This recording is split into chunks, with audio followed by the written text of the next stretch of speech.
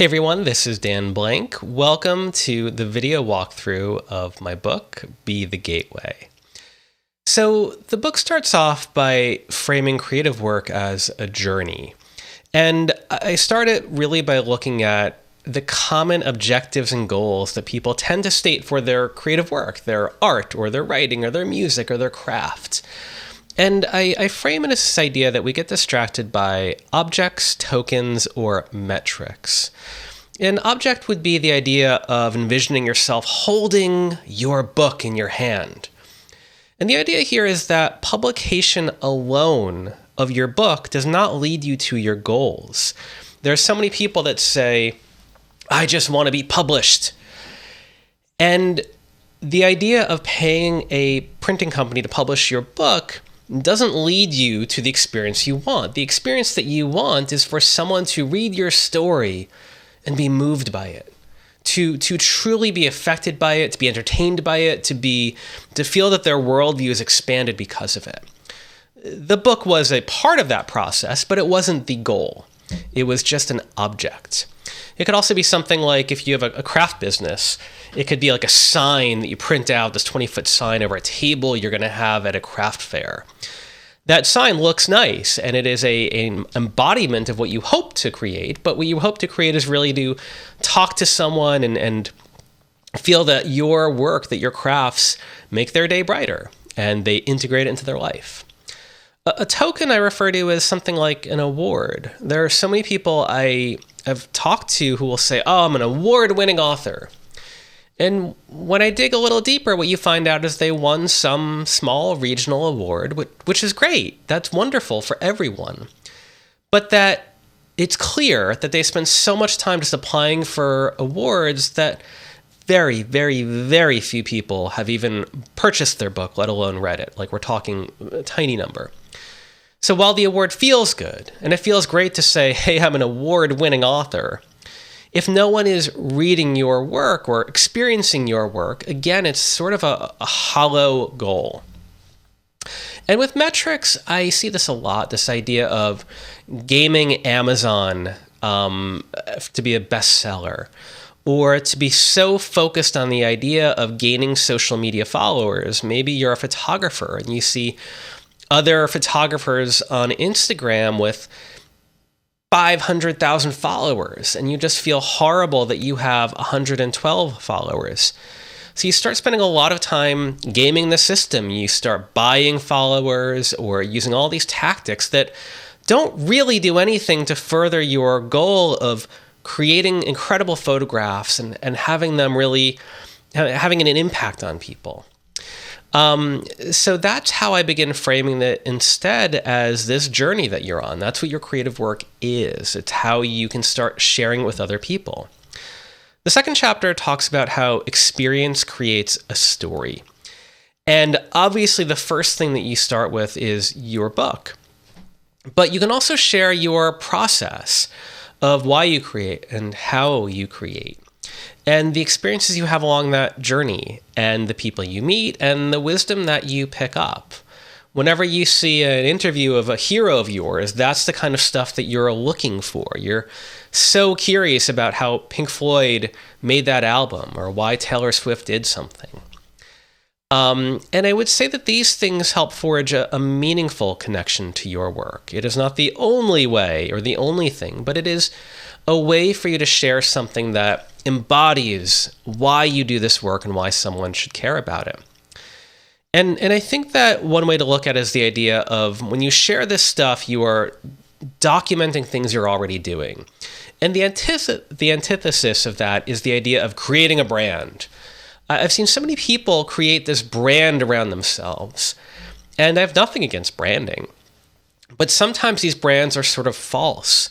They are creating this perfect vision of what they hope they could become, but it's paper thin. It doesn't have any depth, doesn't have any humanity. And what happens is that people see that. They see it as this fake brand, and they don't really have a way to connect with that. And that's off-putting for many people, especially nowadays. And it's the idea of not just babbling on social media. That's not what I'm encouraging you to do in this chapter. It's the idea that with your creative work, the ideal thing that you're doing is you're opening people up. You're connecting this magic of what you've created, whether it's, again, a song or a performance or art or writing. It helps people experience the world. It helps them experience their own lives. It helps them escape. And inherently, it's about this personal connection that people have with your work. That's different than a brand if there's nothing behind that brand, where the brand is the first thing you create, hoping that later on it leads to something. So when I talk about what to share, I kind of talk about it in three different ways. The first is your story, or the story that you're crafting. And I use the word story broadly. A song is a story. A dance is a story. You create a work of art and there's a story, or perhaps infinite stories in there. So it starts with the creative work. It starts with the thing that you are crafting. It always begins there, and I try to repeat that as often as I can in this book. It begins with the art. It begins with the book. It begins with the song or the dance or whatever it is you're creating. The next thing is you, that human connection to it, that person who had that very human, relatable drive that we can connect with on a level person to person. And then finally, there are the topics, the things that your work embodies. A dance could be representative of something about our culture. Your book could be a how-to guide about organic gardening. Your song is something that people could use when they're, listen to when they're in the middle of a breakup or when they're going through a rough time. These topics, all these things, the stories, the creators, the topics, start giving you a lot of ideas of the stories that you could be crafting here. Now, if we flip this, we can look at your audience, and your audience, the next chapter is called Stories Create the Identity That Your Audience Seeks. And people watch a movie, they listen to a song, they want a book because they want to feel something, and they want something personal. They want to feel cool or creative or free or cutting edge or old school. And your audience lives by narratives. It's how they see the world. The stories that they see, the world is this, the world is that. And it's how they see themselves. Right back to those other things of like, I'm old school, I'm about things that don't change. I'm not about trends. And then there's someone else who could say, it's like, I'm cutting edge. I'm constantly challenging these false ideas that people don't even question anymore. I question them. And how the music they listen to, the movies they see, the books they read, everything that they want to experience is somehow related to those narratives and to that sense of identity that they're crafting through them. And they give a lot of examples in the book. This is why people would love Batman over Iron Man or vice versa. There's a different narrative there. It gives them personally a different sense of identity because of that. I focus so much on this because when you understand the narratives that your audience seeks, you begin to learn how to engage these people. You know what grabs their attention. You know what gets them to kind of become enamored in something, what they tell their friends about. It's not just about getting attention for yourself. It's the idea that people are seeking these things out. It is deeply meaningful to them. They are looking to experience these things, to fall in love with it, and to tell people about it. And that's what you want for your work, isn't it? You want people to buy your book or listen to your song or find that art you created and just fall in love with it, feel a personal connection, and want to tell other people about it. The first step here is the next chapter, which is called Find and Align Your Narratives. And it's this idea that your gateway, the gateway is everything about how you and your work, you embody your work and how you frame that for other people to experience it. And your gateway is like a signal to other people. It should be filled with clarity. So we have to start with your own intention of what you're creating with your gateway. You want to start first with your narratives. This idea of what matters to you more than anything else. And I would say there's kind of two core parts of your narrative. One is something you would fight to protect, the things that you and your creative work embody so much. That's not just flippant. It's not like, oh, I had this really cool idea. What about an app that does this, that does that, that does this? And you like this idea in so much as it's clever and new. But if it didn't work or 40 other companies did it too, you'd be like, on to the next thing. Your narratives have to be something that you truly, deeply believe in, that you write a kind of story about underdogs for a reason. You write music for this deep reason, that you believe in a certain kind of handmade craft because we are not going to lose, something about that in our culture, and that when people feel it, they have an experience. I would also say that a narrative is a practice. This is something that you do and you believe in every single day, every single week, every single month, every single year. And it's something that you would not just fight to do, but you would make a part of your daily life for decades to come. I mean, you don't have to commit to that just yet, but you get my point.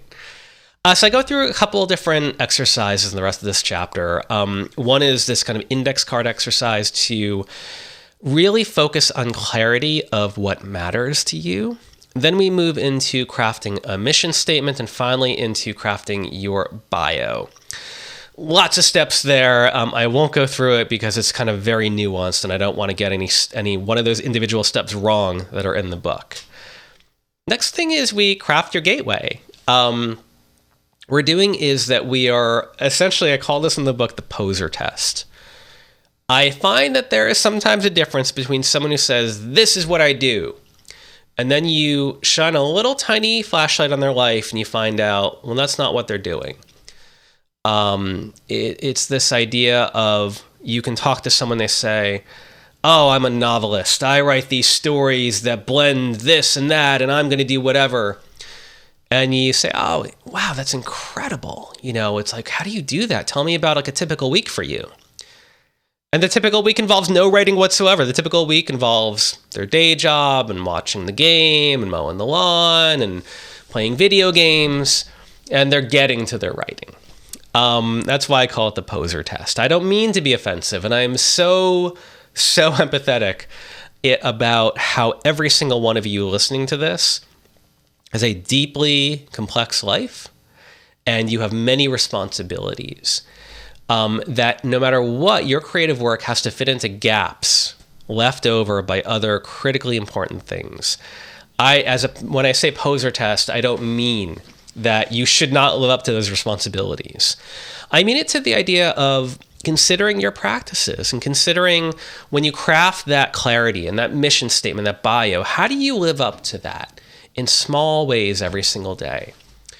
One example I give in the book is the idea of accountability and how important that is. One example I give is the idea of the single push-up. Now, this is where, because you're so busy, I can understand where you would say, I just don't have time to really write a new chapter. It takes me so long to get into my characters' heads and all of that kind of stuff. And I've heard that many times before, and I respect that. What is the single push-up version of you doing your craft? The thing about a single push-up is that for most people, they have enough time and enough capability to drop and do a push-up. You can do it in the bathroom in the morning, when you first get out of bed, before you get into bed, on a lunch break, in the kitchen, in the garage. Most people can at least attempt a single push-up. There's no excuse that you don't have the time to do a single push-up. So for your work, what is that? Is it a word? Is it a sentence? Is it a paragraph? Is it a note? Is it a title? Is it an outline? Is it a sketch? What is it? Figure that out. The next thing, and this is a biggie, is believing in yourself. I don't mean that you should have some crazy ego and obnoxiously large confidence. But you're going to find that there are people who will just say things to you that don't mean anything by it, that will diminish your fire. It will distract your clarity. It will make you feel like this isn't worth doing. I give an example in the book of what I call like a mic drop conversation, which is how you really frame this and have confidence in your work. And I end the chapter with this idea of creating mechanisms to stay motivated. It's very easy to feel excited when you are first crafting a project. You have to plan for the fact that you will have a failure in that process, where you will feel demotivated, where you will lose self-esteem, where someone will say something horribly negative. You have to plan for when these things happen, how will I pick myself up, dust myself off, and keep going. All right, this brings us to section 2 of the book, Open the Gate. In the next chapter, Bring People to the Gate, this is about the idea that too many people fail because they stop at the end of that first chapter, that first section. They think that if they can write about who they are and what they create, they can put that on a website, they're good. Now all they got to do is keep updating Twitter. And they don't. This whole second section of the book is about research. It's about having empathy with your audience. And this is where we have to think about how your creative work has the potential to inspire others and to really affect their lives. I think that sometimes people overlook mastering the basics of really thinking about who is the person you hope to reach, and how do you have a conversation with them? How do you ask them questions? How do you really think about where they show up and what they like to do and who they hang out with and who they respect? And this whole idea is about finding the paths that these people, your ideal audience, knows, that they love. That if you don't study these people, you're really taking a gamble. You are not able to position your creative work in the places it needs to be, with the language that it needs to have, and with a certain tone. You don't know the people who can introduce your work to the people who would love, love, love to find it. So everything about this chapter, about bringing people to the gate, is framing that idea of audience research. The next chapter is called Avoid Best Practices, which is one that I find already people are really drawn to, this idea. I think that we seek out best practices as a validation. We sort of want a shortcut. And we tell ourselves, I'm going to look for a best practice because then I'm not being an idiot. I'm finding what worked best for other people. I'm following that best advice, and that means that I am going to be successful. What I find is that we end up with a lot of copies of marketing tactics that don't really work all that well. And I find that people kind of half-bake it. They see the 10 steps that someone took and they say, all right, cool. Well, steps 3, that makes me uncomfortable. I'm just going to skip that. Step 7 and 8, I don't have the time for that. But I'll do the other steps. I'm sure it's going to work mostly as well as the other person did. And it doesn't. So what I really focus on is the idea of primary research. I want you to understand who your audience is, not by vague demographics, but have deep experiences with these people. And in that process, I want you to develop colleagues. I want you to have relationships with people who are either part of your audience or connected to them. Because this tells you everything about that whole middle step of how do you market your work? How do you take this beautiful thing that you've crafted for these wonderful reasons and really understand how that will connect with people? The next chapter is Start with What You Know. And this is where we start using what I call landmarks. Chances are you don't know who your ideal audience is or how to find them. That even saying that could scare you. So landmarks are just a shorthand of saying, okay, let's start with what we know. We know that this book is super popular with your audience, or we know that they love this album. We know they show up to this conference in droves or this event. Start there. Start at that one place. Feel great about that.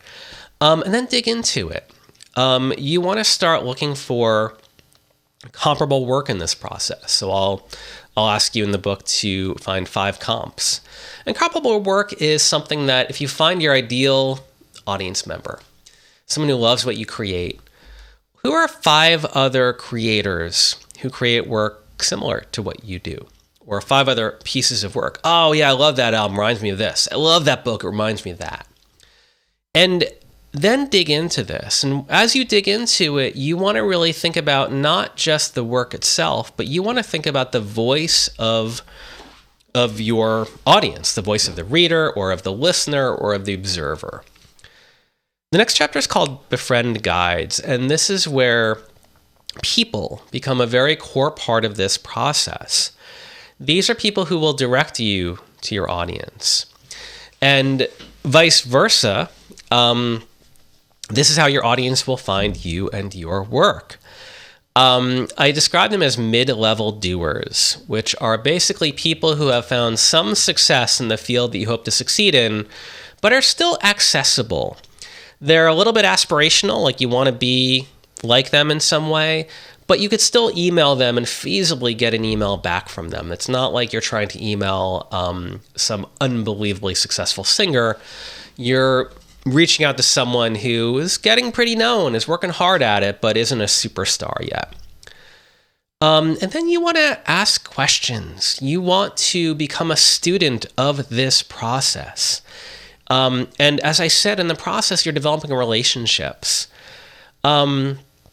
This is where I think interviewing is very powerful. It's where asking questions is powerful, and where using what I call, or what other people have called, least crowded channels becomes really powerful. I give an example in the book of how I, went to an event that a really prominent blogger was holding, Darren Rouse of ProBlogger. And I'm not great in like going to a bar meetup, which is what it was. That's like the antithesis of anything I ever want to experience. I don't like walking into bars, not knowing anyone, and having to just vaguely be social with strangers. And there was a crowd around Darren, as there should be. And other people that I met just who wasn't around him, that was very much like, here's my business card, what do you do? They're pitching me on their startup idea already, and I'm like, I can't even with this conversation. Not trying to be rude. I was just there to just generally chat with people. I wasn't there to pitch or be pitched. And the other person in the room that looked as uncomfortable as I did was behind a table, some of Darren's stuff, like business cards or something. So I started talking to them, and you'll read in the book. Long story short, it was his wife. I started asking her not about Darren, not about blogging, but about how they're experiencing New York City. And in the end, I got to spend an entire day with Darren and his wife and his family, and we got to talk about all kinds of things. And it was the idea of seeking out the least crowded channel, of asking questions with empathy, and with really kind of being present there, of forging a connection to someone. So this whole second section ends with the chapter, Open the Gate. And this is where I encourage you to work across channels of in-person and email and social media and a phone. That you can't just have a Twitter strategy and think that's your business, that's everything. Use everything that you can, especially when you're using communication. Keep it simple. I've seen far too many people spend months building this pixel-perfect website before they have any idea who their audience is. Or people spending thousands of dollars on a logo design when they've yet to sell their first craft. Or anything similar to that. You want to really focus on your audience in this phase, but also your voice. The most powerful tool you have is not Twitter or Instagram. It's your voice. And yeah, you could use that voice to tweet or to share a photo, but it's multifaceted and there's a tone to it. And you want to really be aware of how you use that and how you can use that in many, many different ways. So the entire last section of the book is called Walk, is about the idea of walking someone through the gate. And this is where you don't think that you're going to swing open your gateway and crowds are going to rush through. You have to really focus again on empathy. You don't want to be opening your gate, getting a megaphone. Hey, everyone, look at how great my thing is. Come on. You want to walk out, walk on those paths and find someone, and then make that connection. And one by one, walk with that person down these meandering paths through your gateway. Because you learn to see the world through their eyes. You learn to see, instead of saying, I'm going to use hashtags, I'm just going to blow up my photography business, to really understanding, why people love your photographs and where they show up and what kind of conversations or visuals draw them to it and who do they know and how can you begin to connect with them in a way that makes it feel like you're not marketing to them, but that you're very like-minded and they want to be a part of what you're creating.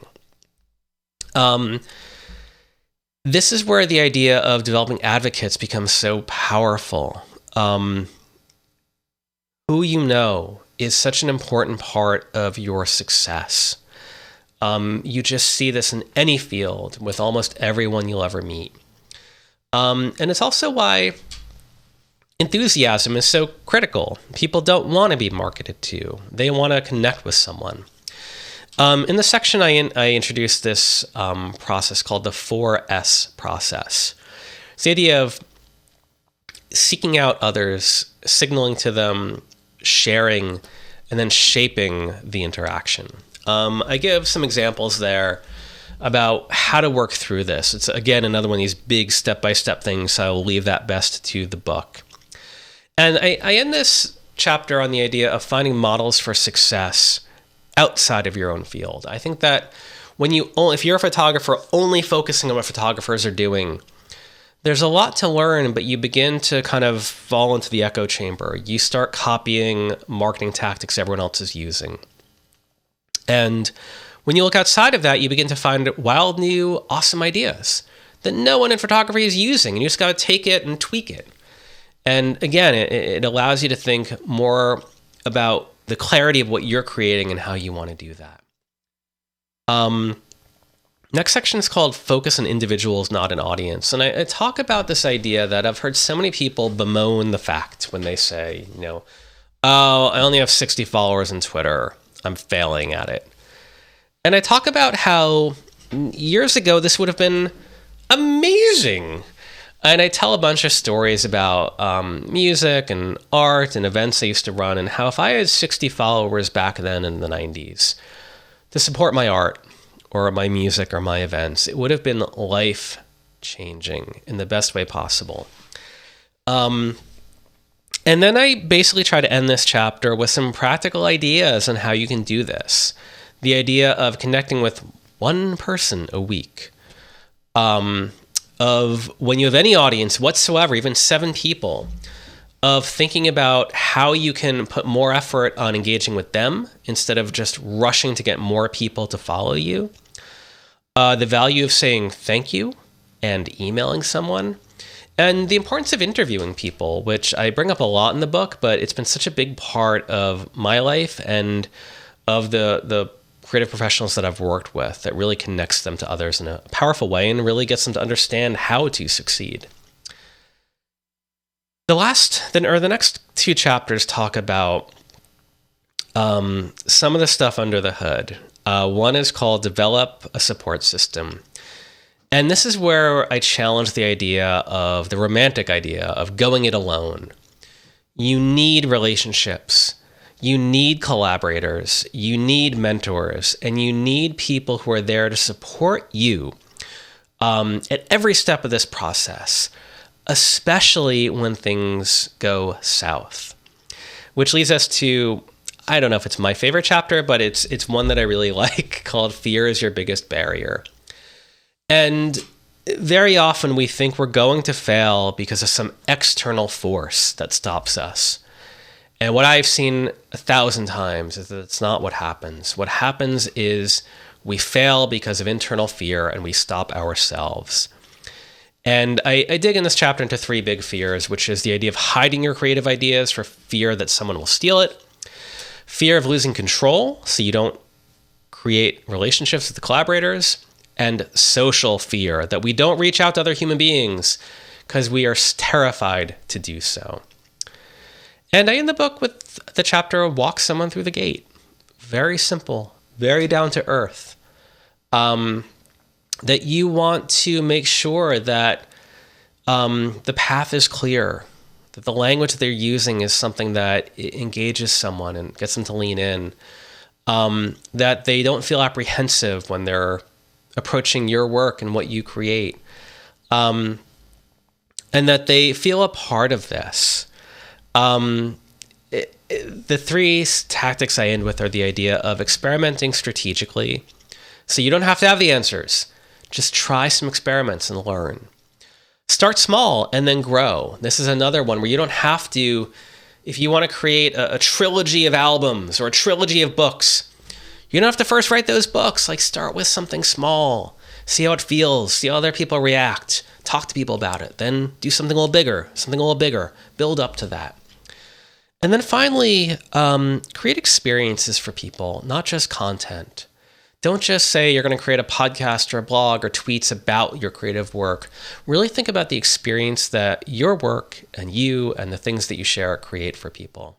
All right, folks, that is Be the Gateway in a nutshell. I hope that this has been a fun introduction to what the book is, or a good reminder of what it was if you've read it already. I'm Dan Blank. Thank you so much. Bye-bye.